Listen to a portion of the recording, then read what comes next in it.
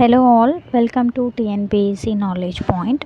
So last வீடியோவில் syllabus cover பண்ணியிருப்போம். எங்கெங்கே வெயிட்டேஜஸ் இருக்குது, என்ன டாபிக்ஸ் இருக்குது, குரூப் 1, 2 அண்ட் 4 கம்பேரிட்டிவ்லி செக் பண்ணியிருப்போம்.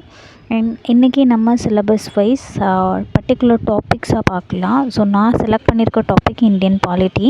ஏன் இந்தியன் பாலிட்டி செலக்ட் பண்ணியிருக்கேன் அப்படின்னு பார்த்தீங்கன்னா, இது வந்து கொஞ்சம் சிலபஸில் வெயிட்டேஜ் அதிகம் இருக்க பேப்பர்.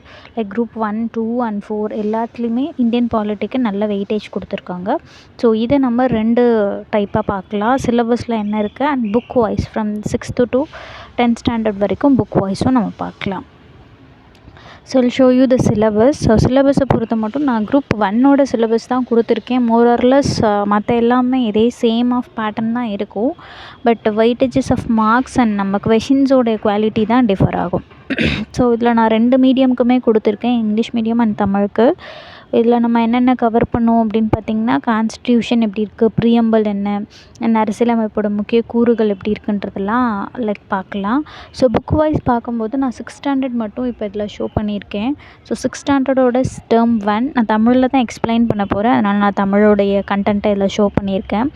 நம்ம ஒரு 7 லெசன் 6th ஸ்டாண்டர்ட்ஸ் ஃபுல்லாக பார்க்குற மாதிரி இருக்கும். ஸோ ஃபர்ஸ்ட் 6th டேர்ம் 1ல் பன்முகத்தன்மை, சமத்துவம் பெறுதல், டேர்ம் 2 அண்ட் தென் கண்டினியூவாக பார்க்கலாம். இதில் டேர்ம் 1ஓட ஃபர்ஸ்ட் லெசன் பன்முகத்தன்மை அறிதல் அதுதான் இதில் இருக்குது. ஸோ ஸ்கூல் புக்ஸில் வந்து ரொம்பவே அழகாக கொடுத்துருப்பாங்க. நம்ம என்னென்ன படிக்கணும், பன்முகத்தன்மைனா என்ன, இந்தியாவில் பன்முகத்தன்மை எப்படி இருக்குது, நம்ம சுற்றி இருக்கவங்கக்கிட்ட நம்ம எப்படி நடந்துக்கிறோம், அதில் என்ன பன்முகத்தன்மை இருக்குது, வழிபாட்டு முறைகள் என்ன இருக்குது, வேற்றுமையில் எப்படி ஒற்றுமையாக இருக்கும். ஸோ இதெல்லாம் அழகாகவே இதில் கொடுத்துருப்பாங்க. ஸோ இதில் ஃபர்ஸ்ட் பன்முகத்தன்மை. ஃபஸ்ட்டு பன்முகத்தன்மைனா என்ன அப்படின்னு பார்த்தோன்னா, நம்மளே கூட இமேஜின் பண்ணி பார்க்கலாம். எல்லாருமே ஸ்டடீஸ் போகிறோம், ஒரு கிளாஸ் ரூம் போகிறீங்க, இல்லை ஒரு ஒர்க் போகிறோம் அப்படின்ற பட்சத்தில் எல்லோரும் ஒரே மாதிரியான பர்சன்ஸாக இருக்கிறது கிடையாது. லைக் அவங்களோட லாங்குவேஜஸ் வேறையாக இருக்கலாம், ஃபுட் கல்ச்சர்ஸ் வேறையாக இருக்கலாம். பட் இருந்தாலும் எல்லோரும் நம்ம ஒன்றா தான் இருக்கோம் இல்லையா. ஸோ அதை தான் வந்து பன்முகத்தன்மை அப்படின்றதே. இந்தியாவில் எப்படி இந்த பன்முகத்தன்மை இருக்குது, எப்படி இது வந்துச்சு அப்படின்னு பார்த்தோம் அப்படின்னா, ரொம்ப ஒரு 5000 இயர்ஸ்க்கு பிஃபோர் அங்கே வந்து நிறைய மக்கள் இந்தியாவுக்கு வர்றதுக்கு வணிகம் மூலமாக, படையெடுப்பு மூலமாக, நிலம் வழியாக, கடல் வழியாலாம் வந்து இந்தியாவுக்கு வந்திருக்காங்க. அப்படி வந்ததில் பார்த்திங்கன்னா, அவங்க திராவிடர்கள், நீக்ரிட்டோக்கள், ஆரியர், இந்த மாதிரியான மங்கோலியர்கள் போன்ற நவீன இனத்தவர்களும் வந்து இந்தியாவோட ஒரு பார்ட்டாக தான் வந்திருக்காங்க. இப்படி இந்தியாவில் அவங்க வந்து தங்கி பல்வேறு இடங்களில் இந்தியாவுக்குள்ளாரே நிறைய இடத்துட்டு போயிட்டு அவங்களுடைய ஒர்க்குக்காகவும் சரி மற்ற விஷயங்களுக்காகவும் ட்ராவல் பண்ணும்போது என்ன ஆகுது, இப்படி நம்ம ஒரு கல்ச்சர் ரிலேட்டடாக மக்கள் வந்து இருக்கிறதுனால தான் இந்தியாவில் வந்து இந்த பன்முகத்தன்மை ரொம்பவே அதிகமாக இருக்குது. இதில் ஒரு 5 கேட்டகரிஸ் ஆஃப் பன்முகத்தன்மையை நம்ம பார்க்கலாம். ஸோ அதில் ஃபர்ஸ்ட் கேட்டகரியாக நில அமைப்பும் வாழ்வியல் முறையும். நில அமைப்புனா என்ன, ஃபஸ்ட்டு ஒரு நம்ம நிலம் எப்படி இருக்குது, ஒரு கண்டம்னு சொல்கிறோம். கண்டம்னா என்னென்னலாம் இருக்கணும், அதில் மலை இருக்கணும், பீடபூமி இருக்கணும், சமவெளிகள் இருக்கும், ஆறு இருக்கும், கடல், பள்ளத்தாக்கு, இது எல்லாமே இருக்கும். இது எல்லாமே நம்மளோட இந்தியாவிலையுமே இருக்கிறதுனால இந்தியாவை நம்ம என்ன சொல்கிறோம் அப்படின்னு பார்த்திங்கன்னா, இந்தியாவை ஒரு துணைக்கண்டம் அப்படின்னே வந்து நம்ம சொல்லலாம். ஸோ ஜஸ்ட் இந்த பிக்சரில் நம்ம எப்படி கல்ச்சர்ஸ் வேறு கல்ச்சர்ஸில் இருக்க மக்கள் வந்து வேற்றுமையில் எல்லாருமே இங்கே ஒற்றுமையாக வாழ்கிறோம் அப்படின்றதுக்காக அழகாக இதில் இதை காமிச்சிருக்காங்க. அண்ட் நெக்ஸ்ட்டு பார்த்தோம் அப்படின்னா, இப்போ நம்ம வந்து நில அமைப்புன்ற பட்சத்தில் என்னென்ன மாதிரியான நில அமைப்புகள் இருக்குது, எப்படி வந்து டிஃப்ரெண்ட் பீப்புள்ஸ் வந்து இங்கே இருக்கும் அப்படின்றத இதில் நம்ம பார்த்தோம். அண்ட் என்னென்ன மாதிரியான நில அமைப்பு இருக்குது அப்படின்றது இதில் ஷோ ஆகிருக்கும். இந்த பள்ளத்தாக்கு எப்படி இருக்குது, மலைகள், சமவெளிகள் எல்லாம் ஜஸ்ட் நீங்கள் இதை வியூ பண்ணாலே உங்களுக்கு புரியும். அண்ட் நெக்ஸ்ட்டு பார்த்திங்க அப்படின்னா, இந்த பார்ட்டெல்லாம் தான் வந்து ஒரு பொருளாதாரத்துக்கு முக்கியமான ஒரு பார்ட்டாக இருக்குது. எப்படி சொல்லலாம் அப்படின்னா, இப்போ கடல் பக்கத்தில் இருக்க மக்களாக இருந்தாங்கன்னா அவங்க கண்டிப்பாக கடல் ரிலேட்டடான ஒர்க் தான் பண்ணுவாங்க. லைக் மீன்பிடி தொழில் இந்த மாதிரி. சமவெளியாக இருக்கும்போது வேளாண்மை தொழில் மக்கள் வந்து செய்ய போகிறாங்க. மலைப்பகுதியாக இருக்கும்போது அதுக்கு ரிலேட்டபிளான ஒர்க்கை செய்கிறாங்க. அண்ட் ஒரு சில இடத்துல தோட்டப்பயிர், காஃபி, தேயிலை இந்த மாதிரி அந்தந்த இடத்துக்கு தகுந்தாப்பில் தான், நிலத்துக்கு தகுந்தாப்பில் தான் அவங்களோட ஒர்க்கே இருக்குது அப்படின்ற பட்சத்தில் அப்போ பொருளாதாரமும் முக்கியமான பங்கு அந்த இடத்துட்ட நிலத்தை பேஸ் பண்ணி தான் நடக்கும். அண்ட் ரொம்ப முக்கியமானது இந்த உங்களுக்கு தெரியுமாவோட பார்ட், மேகாலயாவில் மோஷின்ட்ரம் அதிக மழை பொழிகிற பகுதி, அதுபோல் ராஜஸ்தானோட ஜெய்சால்மர் அது கம்மியாக மழை பொழிகிற பகுதி. ரெண்டுத்தோட பிக்சருமே கொடுத்துருக்காங்க, பார்த்துக்கோங்க. நெக்ஸ்ட் ஃபஸ்ட்டு பிளாக் நம்ம வந்து நிலம், சம்மந்தமாக பார்த்தோம். செகண்ட் பார்த்தோம்னா சமூகம். ஸோ சமூகம் அப்படின்றதே ஃபர்ஸ்ட் சமூகம் அப்படின்றது எதை பொறுத்து இருக்கும் அப்படின்னு பார்த்திங்கன்னா, ஒருத்தவங்கள சார்ந்து வாழ்தான். யாருமே தனிப்பட்ட முறையில் தனியாக ஒரு கல்ச்சரை க்ரியேட் பண்ணிட முடியாது. ஒரு இடத்துல விவசாயிகள் இருப்பாங்க, தொழிலாளர்கள் இருப்பாங்க, கைவினைஞர்கள், லைக் டீச்சர்ஸு, ஸ்டூடெண்ட்டு, பேரண்ட்ஸ் இப்படியும் கூட இருப்பாங்க. ஸோ எல்லாருமே இன்னொருத்தவங்கள டிபெண்ட் பண்ணி தான் இருக்கும். ஸோ இதை தான் என்ன சொல்கிறோம் அப்படின்னா சமூக பன்முகத்தன்மை. ஒரு சமூகமாக இருக்கணும்னா கண்டிப்பாக டிபெண்ட் பண்ணி தான் இருப்போம். இதுக்கு பேஸாக சொல்லணும்னா ஃபஸ்ட்டு ஒரு ஃபேமிலியை ஒரு 2 கேட்டகரியாக நம்ம பிரிக்கலாம். ஒன்று தனியாக இருப்பாங்க, இல்லைனா கூட்டு குடும்பமாக இருப்பாங்க. இந்த மாதிரி நிறைய ஃபேமிலிஸ் ஒன்றா சேர்ந்துருந்தா அது கிராமமாக இருக்கும். அந்த மாதிரி பல கிராமம் ஒன்றா சேர்ந்தது தான் நகரமாக இருக்கும். அப்போ என்னவாக இருந்தாலும் இப்படி குரூப் ஆஃப் கல்ச்சராக நம்ம இருக்கும்போது ஏதோ ஒரு விஷயத்துக்காக நம்ம டிபெண்ட் பண்ணியிருப்போம். லைக் அது எனிதிங். நெக்ஸ்ட் பார்த்தோன்னா மதம் சம்மந்தமாக. மதம்னு வரும்போது இந்தியா ஒரு மதச்சார்பற்ற நாடு. மதச்சார்பற்றதுன்னா ஒரு கவர்மெண்ட் வந்து எந்த மதத்தையும் நீங்கள் இதை ஃபாலோ பண்ணுங்க அப்படின்னு சொல்லாது. பட் ஆனால் மக்கள் அவங்களுக்கு பிடிச்ச மதத்தை ஃபாலோ பண்ணிக்கலாம். லைக் நம்ம இந்து, இஸ்லாம்ஸு, கிறிஸ்துவம், சீக்கிய மதம், புத்த மதம், சமணம், ஜொராஸ்ட்ரியம் இந்த மாதிரி நிறைய மத பிரிவினர்கள் இந்தியாவில் நம்ம வாழ்ந்துட்டுருக்கோம். அதனால் இது ஒரு மதச்சார்பற்ற நாடு. என்னென்ன ஃபங்க்ஷன்ஸ்லாம் நம்ம ஃபாலோ பண்ணுறோம் அப்படின்றத இந்த பிக்சர்ஸில் கொடுத்துருக்காங்க அழகாக. அண்ட் தனியாகவுமே கொடுத்துருக்காங்க. பல்வேறு மதச்சார்பு இருக்க மக்கள் இங்கே இருக்கிறோம் அப்படின்றதுனால நம்ம எல்லாமே செலிப்ரேட் பண்ணுறோம். பொங்கல், தீபாவளி, ஹோலி, விஜயதசமி, ஆயுத பூஜை, நவராத்திரி இந்த மாதிரியான நிறைய ஃபங்க்ஷன்ஸை நம்ம இந்தியாவில் செலிப்ரேட் பண்ணுறோம். ஏன்னா இது வந்து ஒரு பன்முகத்தன்மையான நாடு. இங்கே எல்லாருமே நிறைய விதமான மக்கள் இங்கே இருக்கோம் அப்படின்றதுனால இது எல்லாமே நம்ம செலிப்ரேட் பண்ணுறோம். அண்ட் நெக்ஸ்ட்டு பிளாக் பார்த்தோம் அப்படின்னா மொழி சார்ந்த பன்முகத்தன்மை. மொழியை ரிலேட் பண்ணும்போது எப்போல்லாம் 122 முக்கிய மொழியும் 1599 மற்ற மொழிகளும் இருக்குது. இதில் ரொம்ப முக்கியமாக இந்தோ ஆரியன், திராவிடன், ஆஸ்ட்ரோஆஸ்டிக், சீன திபெத்தியன் மொழியை முக்கிய பிரிவாக நம்ம பார்க்குறோம். நம்ம தமிழ் மொழி வந்து திராவிட மொழி தான், ரொம்ப பழமையான மொழி அப்படின்னும் சொல்லலாம். ஆனாலும் இந்தியாவில் பேசப்படுற ஃபஸ்ட் 5 லாங்குவேஜஸோட கவுண்ட் 2011 கணக்கெடுப்பின்படி பார்த்தோம் அப்படின்னா ஹிந்தி தான் அதிக மக்கள் பயன்படுத்துகிறாங்க, 43%. அப்படியே மற்ற வங்காளம், தெலுங்கு, மராத்தி, தமிழ் வந்து 5.89% மக்கள் வந்து யூஸ் பண்ணிகிட்டே இருக்கோம்.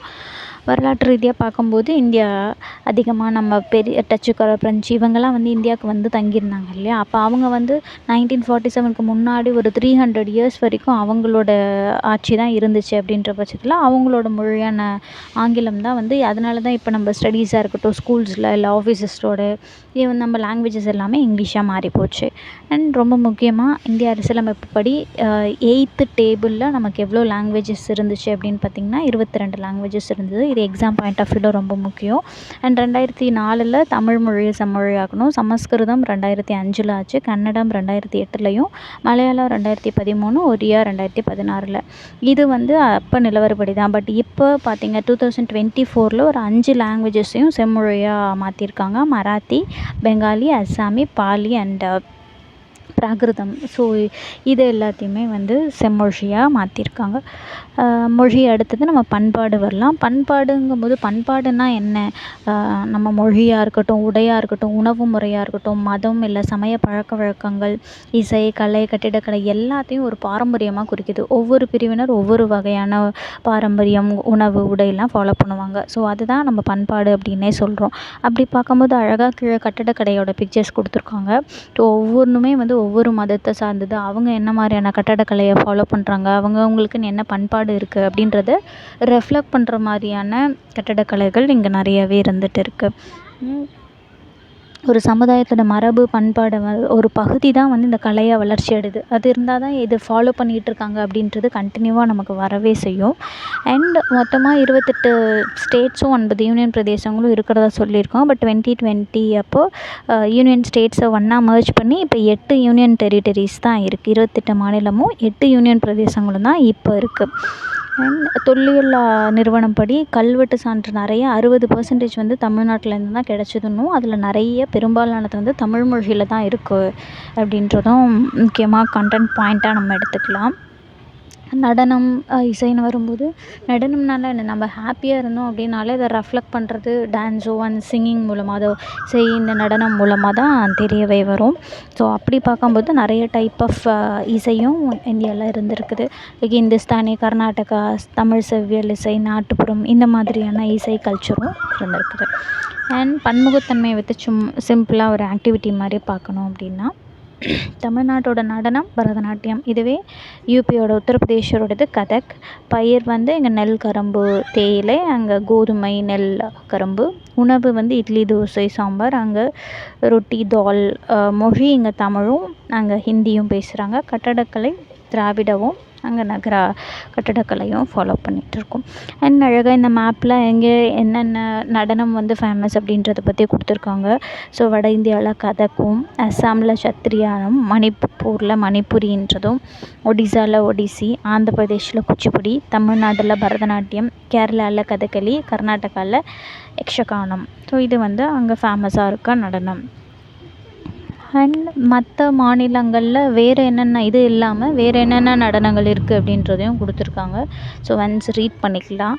கரகாட்டம், ஒயிலாட்டம், கும்மி, தெருக்கூத்து, பொம்மலாட்டம் இதெல்லாம் தமிழ்நாடு. கேரளாவில் மோகினி ஆட்டம், பஞ்சாபில் பாங்க்ரா, குஜராத்தில் கார்வா, தாண்டியா, ராஜஸ்தானில் கூமர், உத்தரப்பிரதேசம் ராஜஷீலா, உத்தரகாண்டில் ஷோலியா, அஸ்ஸாமில் பிஹு. இதெல்லாம் வந்து நடனம் அந்தந்த ஸ்டேட்ஸில் ஃபேமஸாக இருக்கிறது.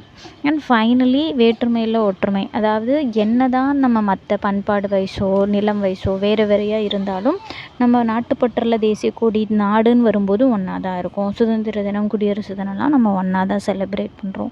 இதனால் நேரு வந்து சொல்லியிருக்காரு, ஜவஹர்லால் நேரு, வேற்றுமையில் ஒற்றுமைன்றதை டிஸ்கவரி ஆஃப் இந்தியா அப்படின்ற புக்கில் ஃபர்ஸ்ட் இவர் இன்ட்ரடியூஸ் பண்ணியிருக்காரு. வேற்றுமையாக இருந்தாலும் ஒற்றுமையாக இருக்கும் அப்படின்றத ப்ரொஜெக்ட் பண்ணுறதுக்காக. அண்ட் இந்தியாவில் சமுதாயம் வந்து பொதுவாக நம்பிக்கை, பழக்க வழக்கம், பண்பாடு இந்த மாதிரி வேறு வேறு விதமாக எல்லாம் இருந்தாலும் தேசத்தால் எல்லாருமே வந்து ஒன்றுபட்டு தான் இருக்காங்க அப்படின்றது தான் முக்கியமான பாயிண்ட்டாக இருக்குது. இனவருத்தவர் வரலாற்று ஆசிரியர் விஎஸ் ஸ்மித் அப்படின்றவர் இந்தியாவை இனங்களின் அருங்காட்சியகம், பல்வேறு மக்கள் இருக்கும் அப்படின்றதுனால சொல்லியிருக்காங்க.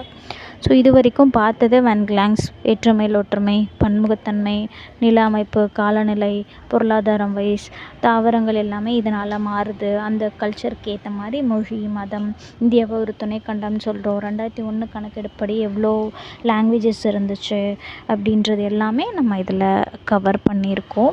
ஜஸ்ட் ஒன்ஸ் நம்ம பார்த்ததில் கொஷின்ஸ் நமக்கு தெரியுதா அப்படின்றத செக் அவுட் பண்ணி பார்க்கலாம். ஸோ த ஃபர்ஸ்ட் கொஷின், இந்தியாவில் எத்தனை மாநிலங்கள் எத்தனை யூனியன் பிரதேசங்கள் இருக்குது அப்படின்றது.